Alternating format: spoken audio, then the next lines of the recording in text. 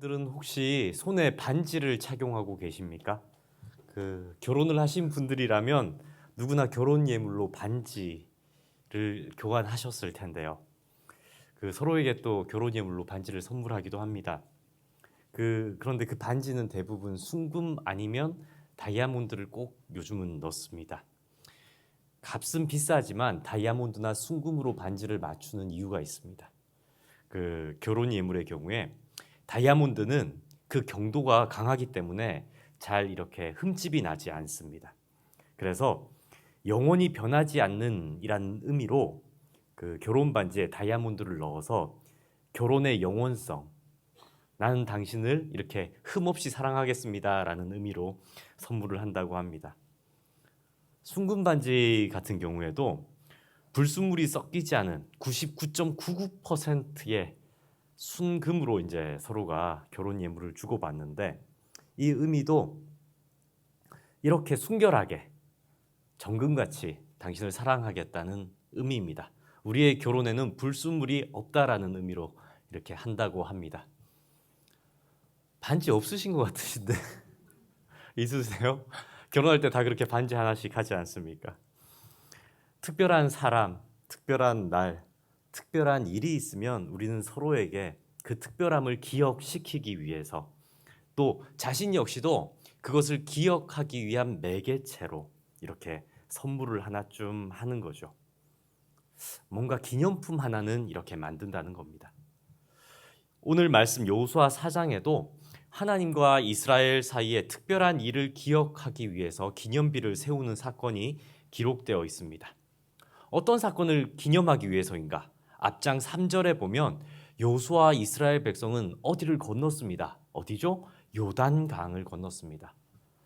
요단 강물의 깊이가 깊어져서 못 건널 것 같았는데 하나님께서 역사하셔서 상류로부터 흐르던 물은 멈추게 하시고 하류에 머물러 있던 물은 어디 한 군데 쌓이게 하셔서 강 바닥에 마른 땅을 그들에게 보여주셔서 건네게 하신 특별한 사건이었습니다. 정말 표적과도 같은 사건이었죠. 그런데 이 일은 사실 이스라엘 백성의 부모 세대, 40년 전 이 부모 세대에게도 홍해 바다를 갈라주심으로 보여주셨던 일과 같습니다. 그런데 부모로부터 말로만 듣던 홍해의 그 갈라지는 사건이 이 이스라엘 백성들에게도 일어났으니 이들이 얼마나 하나님의 능력을 실제로 경험하고 감동하고 체험하고 놀랐겠습니까? 그 감격이 얼마나 컸겠습니까? 그죠? 그랬으니 기념비를 세울만 하죠. 그런데 하나님의 입장에서는 왜 이 기념비를 세웠을까요? 하나님의 입장에서는 이스라엘 백성들의 기억력의 한계를 잘 알고 있었습니다. 인간의 약함이기도 합니다. 인간은 자신이 누군가에게 무엇을 주거나 베푼 것들에 대해서는 잘 기억하죠. 그런데 누군가로부터 받은 것, 그것이 아무리 크든 작든 값없이 받은 것에 대해서는 쉽게 망각한다는 것을 하나님은 알고 계셨습니다.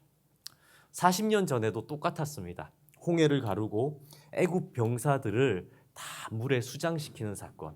이스라엘 백성들은 얼마나 놀라운 사건이었습니까? 자신들은 건너가고 애굽의 병사들은, 그를 죽이러 오던 그 병사들은 하나님께서 홍해 바다에 다 수장시킨 사건. 이 놀라운 기적을 보면서 이스라엘 부모 세대들은요, 출애굽기 15장에 보면 노래를 부릅니다. 노래를. 그것은 모세의 노래가 되어 기록되어 있고 또 미리암의 노래가 되어 기록되어 있는데, 그 내용은 이 놀라운 기적을 행한 하나님을 우리는 분명히 믿습니다. 그리고 이 하나님의 인도하심을 우리는 확실히 따를 것입니다라는 결단의 찬송과 전능하신 하나님을 믿는 찬양이 거기에 다 들어있죠. 그런데 출애굽기 15장 이 찬송시가 있는 장을요 보시면 또 놀랍습니다. 찬송과 전능하심을 믿는 결단과 더불어서 바로 그 다음 절, 다음 장도 아닙니다. 같은 장의 다음 절에 하나님을 원망하는 마라의 쓴물 사건이 나옵니다. 그러니 하나님은 아시는 거죠. 이 이스라엘 백성들은 큰 기적을 보여줬어도 너무 빨리 또 너무 쉽게 잊어버리는구나 라는 것을요. 비단 이 성경의 기록은 이들에게만 해당되는 얘기는 아닌 것 같습니다. 우리들은 어떠합니까? 우리들은 조그마한 어려움 앞에서 하나님을 꼭 붙들고 하나님을 기억하고 하나님이 계시니까 할 수 있어라는 마음으로 늘 살아가고 계십니까? 아니면 하나님은 도통 기억나지 않은 채 잊고 망각한 채 살아가십니까?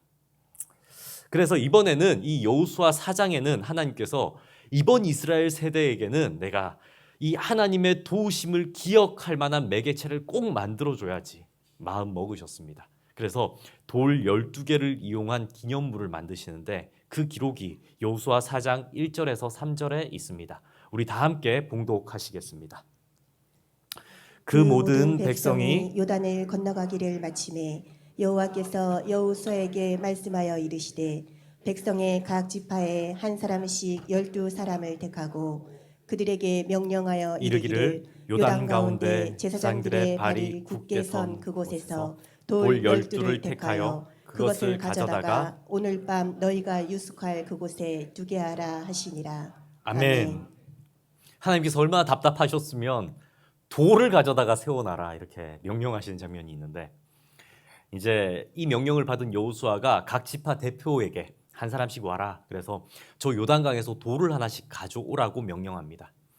한번 이 장면을 그려보십시오. 각 지파의 대표들이 돌을 하나씩 가져온 장면. 서로 경쟁하듯이 크고 좋은 것들을 그 요단 강가에서 막 찾고 고르지 않겠습니까? 이거를 가져오라고 했으니까. 그렇게 모인 12개의 돌을 이제 쌌습니다. 그런데 어디에 쌌느냐면 요단강을 건너고 나서 바로 처음 도착한 길갈이라는 곳에 그 12개의 돌 무더기를 쌓기 시작합니다. 그리고 9절 말씀에 보면 여호수아는 언약궤를 맨 제사장들, 그 제사장들이 섰던 그곳에서 발에 치이던 그곳의 돌들 또 12개도 더 가져오라고 합니다. 그래서 이 길갈에는 각 지파 대표가 가져온 12개의 돌과 그리고 언약궤를 맨 제사장이 가져온 12개의 돌, 이 24개의 돌들이 세워집니다. 하나님의 명령으로 세워진 이 기념품, 기념비죠. 앞으로 이 기념비는, 이 길갈의 12돌은 요단을 건넌 사건을 기념하는 표징이 될 것입니다. 표징. 이 표징을 통해서 하나님은 이스라엘 백성들에게 두 가지 유익을 주시려고 하셨습니다. 첫 번째는 이스라엘 백성들이 이 돌 무더기를 볼 때마다 마음이 약해지지 아니하고, 그래, 요단강도 마르게 하신 하나님이 여기 계셨지, 우리는 그걸 체험했지라는 걸 깨닫게 하시려는 겁니다. 아, 하나님은 저 돌무더기를 볼 때마다 느낄 겁니다. 아, 하나님은 전능하신 분이야. 이러한 유익이죠. 두 번째는 6절에 기록되어 있는데, 6절에 요단강을 건너는 것을 체험하지 못한 자손 세대, 후손들이 부모에게 묻지 않겠습니까? 저 돌들은 무슨 돌들입니까? 이렇게 물었을 때 이 돌들을 왜 세웠는지를 얘기하게 될 겁니다. 저 돌들은 하나님께서 요단을 마르게 하셔서 우리로 하여금 건너게 하시고 그 마른 요단 땅에서 가져다가 요단 강가에서 가져다가 세운 돌이야. 그러니까 신앙을 전수할 수 있는 매개체로서의 유익이 있습니다. 이스라엘 백성들이 이 돌무더기를 쌓고 세울 때 조금 수고롭고 고생은 되겠지만 자신들에게도 유익하고, 그리고 앞으로 그 후손들에게도 두고 신앙에 유익한 기념비가 될 것입니다. 그렇죠? 한빛교회도 뭘 하나 세워야 되지 않을까요?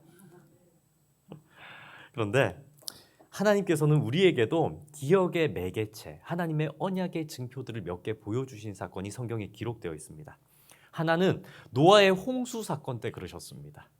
많은 물로 타락한 인간들을 깨끗하게 하신 후에는 하나님이 마음이 어떻게 하셨습니까? 좋지 않죠. 당신의 피조물들이 다 죽었으니까.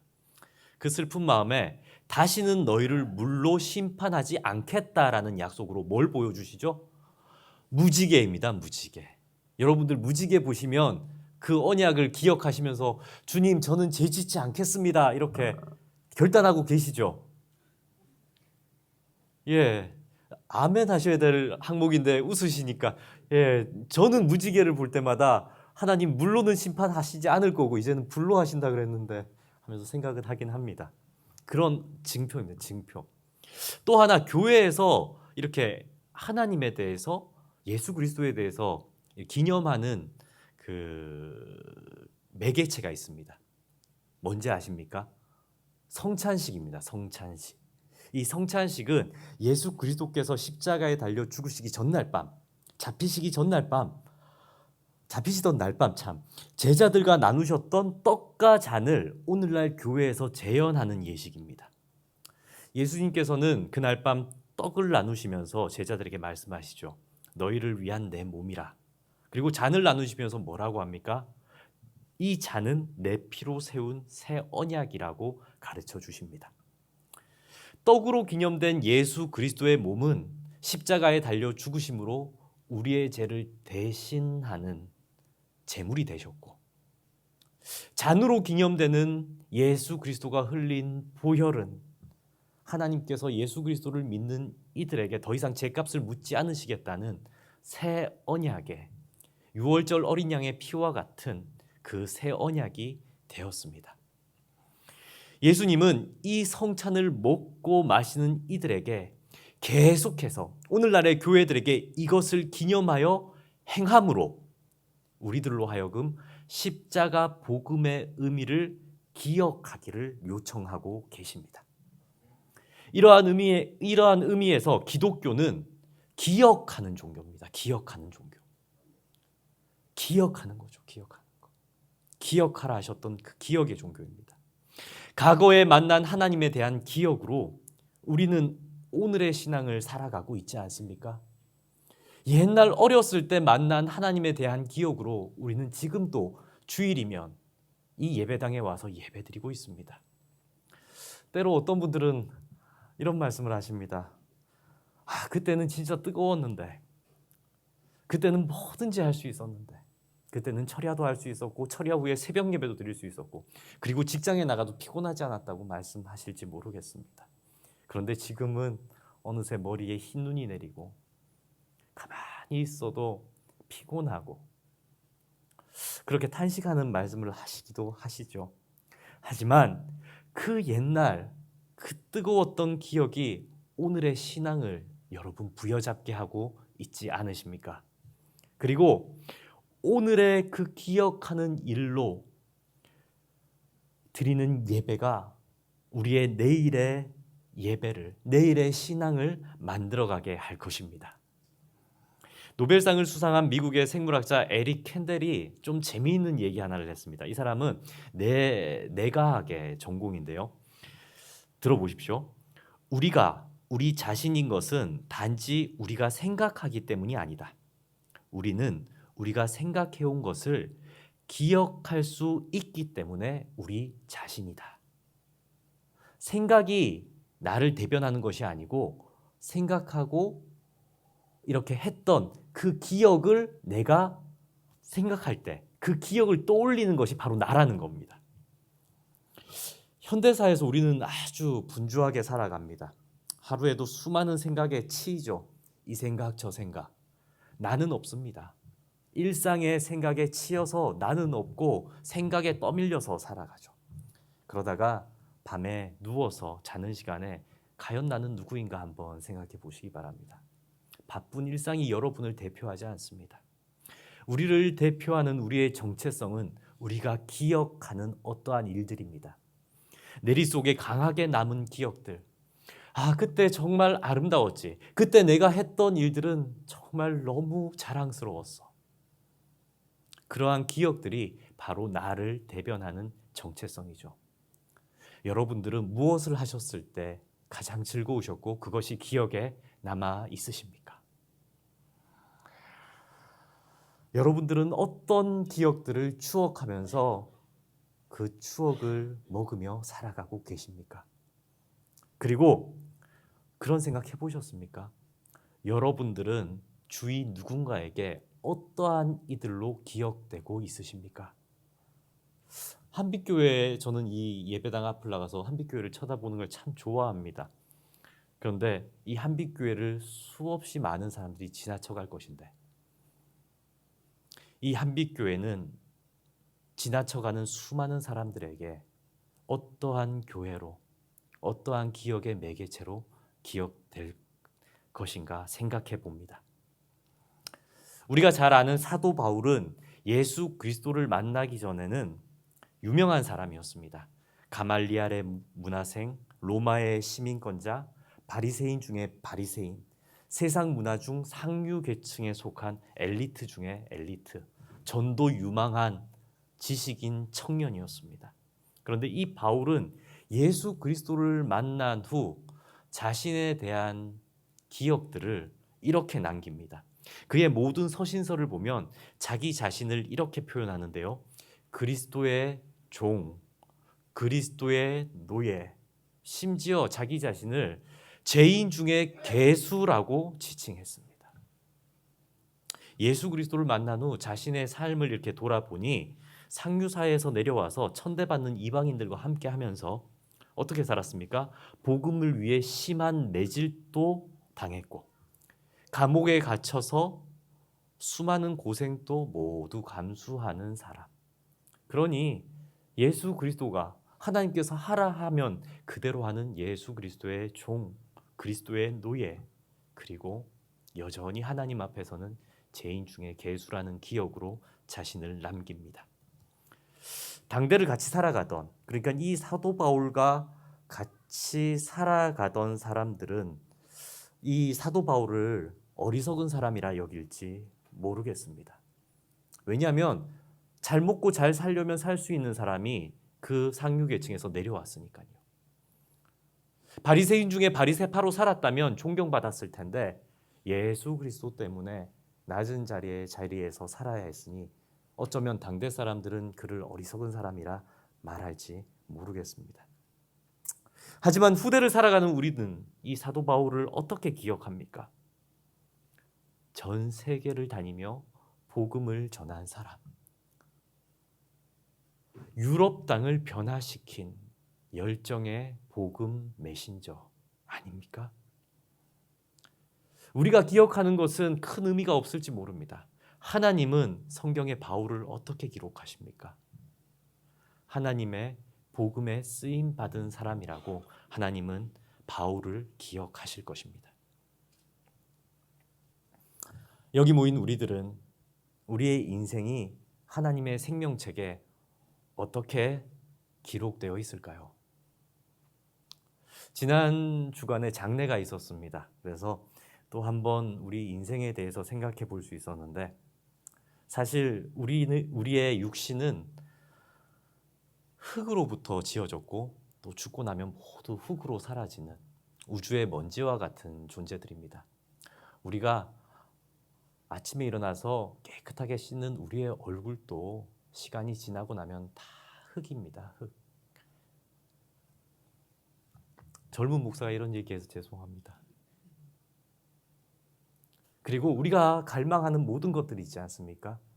그런 것들도 시간이 지나면 수년 내에 다 흙으로 돌아가는 것들입니다.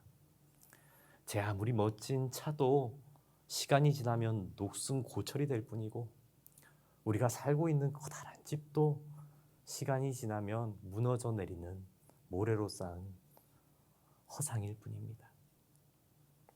하지만 사라지지 않는 것이 있습니다. 영혼에 대한 기억입니다. 영혼에 대한 기억. 여러분들은 어떠한 인생을 산 인물로 하나님과 우리의 사람들에게 기억되고 싶으십니까? 여러분들은 어떠한 사람들로 기억되고 비춰지고 싶으십니까? 제가 아는 부자인 권사님이 한 분 계십니다. 살아 계셨다면 제가 이 얘기를 못할 텐데요. 이제는 소천하셨으니까. 얼마 전에 소천하셨는데 그 권사님에 대한 얘기를 좀 할까 합니다. 그저께였나요? 제가 이렇게 신문을 봤더니 대한민국의 1% 부자는 얼마가 있으면 되는지 아십니까? 생각보다 적은 액수입니다. 1% 부자. 예. 예, 순자산으로 따져서요. 그러니까 부채 포함한 거 대출 받은 거 말고요. 자, 27억 정도 있으면 대한민국의 1% 부자랍니다. 대부분 다 그 정도는 가지고 계시인가요? 예. 아닌가요? 예. 뭐 여튼 근데 이 부자인 권사님은 얼마가 있었냐면 강화문 있죠, 강화문. 강화문에 빌딩을 가지고 계셨어요. 그게 100억이 조금 넘었는데 나중에 그 관리하기 힘들다고 저보고 사래요. 목사님이 목사님이 사면 반값에 주시겠대요. 근데 네, 감사하다고는 했습니다. 그랬던 참 재미있는 권사님이셨는데 그 권사님이 이제 여든이 넘어서 거동도 불편하고 사회생활 하시기 그러니까 혼자였었거든요. 혼자이시는데 은퇴하고 나서는 매일 교회 카페에 이제 와 계시는 거예요. 교회를 참 사랑하셨어요. 근데 그 권사님을 제가 처음 봤을 때 주일날 이렇게 뵙잖아요. 그리고 교회 행사 때 보는데 그분은 항상 명품, 최고급 명품 쇼를 두르고 화장도 집에서 한 것 같지 않은 화장이에요. 아시죠? 다들 미용실에서 하는 화장, 그 화장을 하고 다니셨어요. 그래서 늘 화려하고 늘 멋있고 그런데 한 1년쯤 지나 보니까 좀 알겠어요. 그 권사님. 그 권사님 왜냐하면 동네에서도 마주치게 되고 자택으로도 이제 신방을 몇 번 가게 되는데 그분은 옷이 그거 하나밖에 없는 거예요. 숄도 늘 하던 거 그거 하나였어요. 그리고 집이나 동네에서 만날 때면 그 권사님은 그 왜 수련회 끝나고 나면 티셔츠 남지 않습니까? 그 티셔츠 목이 조금 늘어나도 그런 거 입고 계시고 바지도 몸빼바지 편하게 입고 계시고 그런데 교회에만 오실 때면 그렇게 예쁘게 단장하고 계셨던 분이신 거죠. 그리고 교회 행사들을 이렇게 많이 하지 않습니까? 교회 행사하고 나면 꼭 수고한 사람들, 그 목회자뿐만이 아니라 일했던 모든 성도님들까지 초대를 해요. 어디냐면 용산에 있는 호텔에 초대를 해서 호텔 뷔페를 꼭 이렇게 사주시는 겁니다. 처음에 이렇게 먹을 때는 아 부유하시니까 이렇게 사주시는구나 이런 생각들을 했죠. 근데 주일날 그분과 함께 담소를 나누면서 식사를 한 적이 있는데 주일날 교회에서 김밥을 줬었습니다. 김밥을 드시다가 이렇게 좀 남지 않습니까? 남으면 그걸 꼭 가방에 싸서 가세요. 그것도 명품 가방에다가 그냥 그 뭐 묻을 것 같은데 그거를 그냥 이렇게 둘둘 싸가지고는 넣고 가세요. 아, 왜 싸가세요? 이렇게 여쭤보면 아깝잖아요. 제가 갓집에 가서 이거 계란에 해서 먹으면 된다. 그러던 분이셨죠. 조금 더 그분과 지내보니까 알겠더라고요. 그분은 그냥 교회 오실 때 교회에 하나님이 계시다고 생각한 분이에요. 그러니까 하나님한테 제일 예뻐 보이려고 자신이 살 수 있는 것 중에 제일 좋은 명품을 하나 샀던 거죠. 그리고 나이 들면서 자신이 이렇게 주름지고 이런 모습 하나님 보면 마음 아파하실 것 같다고 화장을 그렇게 곱게 하셨던 겁니다. 그리고 돈이 많아서 호텔 뷔페를 사준 게 아니었어요. 아니, 돈은 많았습니다. 돈은 많았는데 아니 하나님의 일을 한 사람들에게 하나님이 당장 사주진 않으니까 자기가 좀 대접하고 싶다는 마음이 들더래요. 그래서 자기가 먹어본 것 중에 제일 맛있는 것들 그게 그 호텔이었던 거죠. 그래서 그렇게 사주셨던 겁니다. 그리고 이건 얘기하기가 조금 그런데 명절이 되면요 흰 봉투에다가 당신의 이름을 써서는 꼭 그 10만 원짜리 자기압수표 몇 장을 넣어서 주셨었습니다. 달라는 얘기 아닙니다. 아니 꼭 그렇게 주셨는데 부담스럽잖아요. 처음에는 모르고 받았다가 열어보고 깜짝 놀래고 다음엔 이렇게 그분을 보면 이게 또 주시면 정말 부담스러웠어요. 받고 부담스러워서 제가 그분한테 이렇게 말씀드렸어요. 아니 권사님 지난번에 주신 것도 있으니까 이번에는 그냥 기도만 같이 하는 걸로 하죠. 이거 그냥 권사님 가져가세요. 그랬더니 권사님이 뭐라고 하시는지 아세요? 잊지 못해요. 그 권사님이 목사님 이거 제 거 아니에요. 이거 하나님이 저한테 맡겨주셨다가 목사님 드리는 거예요. 이렇게 얘기하는 거예요. 제 거 아니에요. 그러니까 목사님도 가지고 계시다가 필요한 사람 있으면 주세요. 목사님 쓰시면 더 좋고요. 그 다음부터 그 봉투 제가 부담 없이 받았습니다. 제 거 아니에요. 하나님 거예요. 그 말씀하는데 제가 그때 이후로요, 돈에 대한 개념이 바뀌었습니다. 돈이 돈으로 보이는 게 아니라 이게 돈이 아니구나. 하나님 거구나. 하나님이 서로 이렇게 나누게 하시는 거였구나. 지금 또 제 지갑에는요, 그분이 주신 10만 원짜리 수표 한 장이 딱 남아 있는데, 많이 주셨는데 한 장 남았는데 이거는 저는 앞으로 안 쓰려고 합니다. 왜냐하면 이건 저한테는 하나의 기념품입니다. 돈이 아니라 기념품. 하나님 거예요 하셨던 그 권사님을 기억하게 하는 기념품인 거죠. 길갈에 세운 12 돌무더기를 이렇게 말씀을 증거하려고 묵상하는데 이 부자 권사님이 생각이 났습니다. 사실 부자여서 제가 기억하는 것은 아닙니다. 봉투를 받았다고 기억하는 것도 아닙니다. 자신이 가진 것을 자신의 것이라고 여기지 않던 분이었어요. 다 이거 하나님 거예요, 하나님 거. 가실 때 그분 모든 재산도 성교비로 다 놓고 가셨어요. 그리고 그분 생각하면 자신의 것, 뭔가 자신의 것에는 알뜰하셨지만 하나님의 일에 대해서는 큰 손, 정말 큰 손. 그러면서 계속 생각이 나는 거죠. 그 권사님 얘기. 제 거 아니에요. 하나님 거예요. 제 거 아니에요. 하나님 거예요.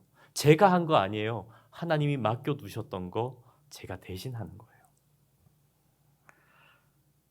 여러분 앞에서 송구하게도 제 기억 속에 그분을 여러분에게 소개하는 이유가 바로 이 까닭입니다. 이 이스라엘 백성은 요단을 건너고 나서 길갈에 12돌을 세웠습니다. 12돌뿐이 아니죠. 24개의 돌이 세워졌어요. 근데 성지순례 가보신 분들은 다 아시겠지만 여리고 성도 허물어지고 다 없고요. 아주 흔적만 남아있고, 그 길갈에 세웠던 12돌이 있습니까? 없습니다. 사라졌어요. 다 사라졌어요. 아니, 하나님이 세우신 건데 어떻게 사라질 수가 있을까요? 아니요, 그 돌들은 없어졌을지 모르지만 하나님께서 세운 징표는 사라지지 않았습니다. 하나님은 길갈에 12돌을 세웠고 분명히 그 돌을 보고 하나님의 능력과 하나님의 사랑과 하나님의 자비를 기억하는 믿음의 후손들이 그 징표를 대신하기 때문입니다. 아멘. 여기 계신 여러분들은 하나님의 은혜를 경험하신 분들이십니다. 그렇다면 그 은혜의 표징이 되어서 우리 한번 살아가야 되지 않겠습니까? 우리가 돌보다 못할 게 뭐가 있으십니까? 우리가 그 요단강에서 주었던 12돌보다 못할 게 하나도 없지 않습니까? 오늘 우리가 함께 읽었던 말씀 6절에 보면 이렇게 기록되어 있습니다. 이것이 너희 중에 표징이 되리라. 후일에 너희의 자손들이 물어 이르되 이 돌들은 무슨 뜻이냐 하거든. 이렇게 기록되어 있습니다. 나중에 자손들이 묻는 거죠. 이 돌들은 뭐예요? 뭐예요? 이렇게 묻는 겁니다. 그런데 이 말씀이 우리의 가슴 속에 박힌다면 그런 겁니다. 아니, 교회의 저 액자 속에 저분은 어떤 분이었어요? 그때 그 목사님은 어떤 목사님이었어요? 그 장로님은 어떤 장로님이었나요? 교회 앨범 속에 다 남아있지 않겠습니까? 그렇게 우리의 후손들이 우리에 대해서 물을 때 그분은 하나님을 생각나게 하는 사람이었어 라는 그 아름다운 기억이 물려지기를 축복합니다. 우리 그러한 표징되는 삶 살아가시기를. 그래서 하나님 만났을 때 저 이러한 증인이었습니다 고백할 수 있는 저와 여러분 되기를 주님의 이름으로 축복합니다. 하늘에 계신 하나님 아버지, 지난날 저희에게 베풀어 주신 은혜를 기억하길 원합니다. 십자가 사랑이 우리의 가슴에 새겨졌던 날을 떠올리길 원하고 그 사랑에 반응하며 회개하던 그날의 순수함을 여전히 간직하길 원합니다.